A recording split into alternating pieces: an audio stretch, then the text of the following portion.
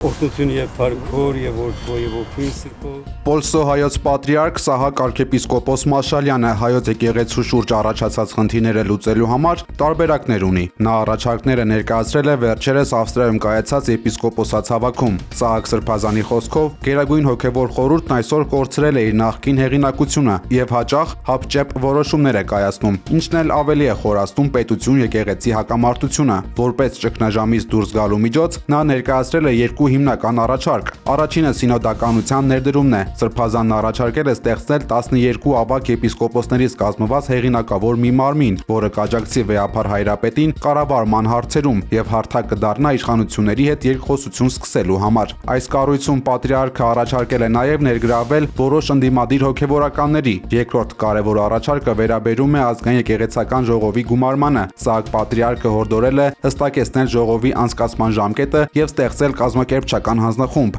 Ըստ նրա, սա կլինի այն միակ անառարկելի իրավական ճանապարհը, որով հնարավոր կլինի վերահաստատել կաթողիկոսի կարգավիճակը եւ հանդարտեցնել կրքերը։ Պատրիարքը հույս է հայտնել, որ հավաքական միտքը կօգնի գտնել ճիշտ լուծումներ իշահ հայ եկեղեցու եւ ժողովրդի միասնության։